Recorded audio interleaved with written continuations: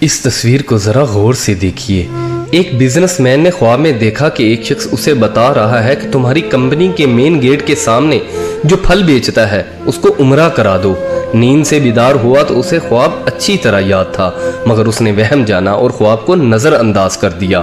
3 دن مسلسل ایک ہی خواب نظر آنے کے بعد وہ شخص امام کے پاس گیا اور اپنا خواب بیان کیا۔ امام صاحب نے کہا اس شخص سے رابطہ کرو اور اسے عمرہ کروا دو۔ اگلے روز بزنس مین نے ایک ملازم سے اس پھل فروش کا نمبر معلوم کرنے کو کہا۔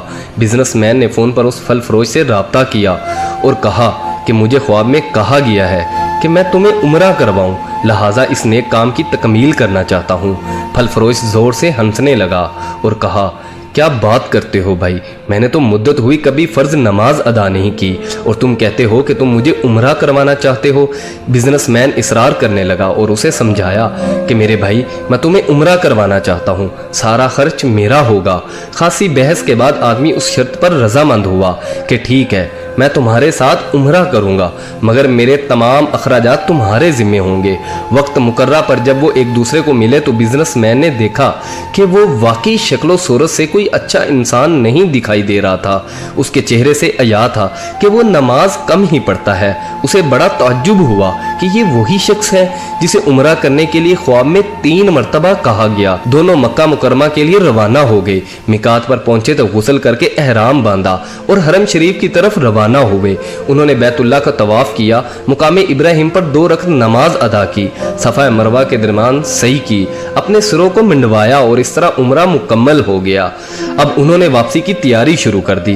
حرم سے نکلنے لگے تو پھل فروش نے بزنس مین سے مخاطب ہوا اور کہنے لگا دوست، حرم چھوڑنے سے پہلے میں 2 رکعت نفل ادا کرنا چاہتا ہوں، نہ جانے دوبارہ عمرے کی توفیق ہوتی بھی ہے یا نہیں۔ بزنس مین کو کیا اعتراض ہونا تھا، اس نے کہا نفل پڑھو اور بڑے شوق سے پڑھو۔ پھل فروش نے اس کے سامنے نفل ادا کرنے شروع کر دیے۔ جب سجدے میں گیا تو اس کا سجدہ طویل سے طویل تر ہوتا چلا گیا۔ جب کافی دیر گزر گئی تو بزنس مین نے اسے ہلایا۔ جب کوئی حرکت نہیں ہوئی تو اسے معلوم ہوا کہ پھل فروش کی روح حالت سجدہ ہی میں پرواز کر چکی ہے۔ پھل فروش کی موت پر اسے بڑا رشک آیا اور وہ رو پڑا کہ یہ تو حسن خاتمہ ہے، کاش ایسی موت میرے نصیب میں ہوتی۔ اس خوش قسمت انسان کو غسل دیا گیا اور حرم ہی میں اس کی نماز جنازہ ادا کی گئی۔ ہزاروں مسلمانوں نے اس کا نماز جنازہ پڑھا۔ وفات کی اطلاع اس کے گھر والوں کو دی جا چکی تھی۔ بزنس مین نے اس کے گھر کا تمام خرچہ اپنے ذمہ لے لیا۔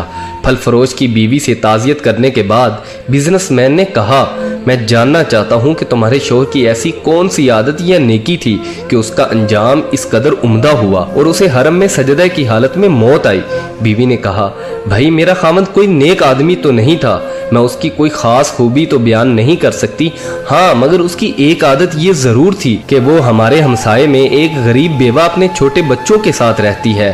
میرا شوہر روزانہ بازار جاتا تو جو چیز اپنے بچوں کے لیے کھانے پینے کی لاتا وہ اس بیوہ اور اس کے یتیم بچوں کے لیے بھی لے کر آتا اور اس کے دروازے پر رکھ کر اسے آواز دیتا اے بہن میں نے کھانا باہر رکھ دیا ہے، اسے اٹھا لو۔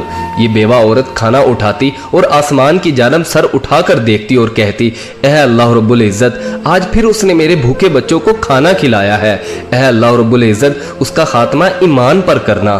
زندگی تو جیسے تیسے برحال گزر ہی جاتی ہے، لیکن جس قدر ممکن ہو لوگوں کی مدد کر دیا کرے۔ سبحان اللہ۔ ویڈیو اچھی لگی ہو تو نعیم سپیریئر کو لائک کیجیے گا اور شیئر بھی کر دیجیے گا۔ اللہ حافظ۔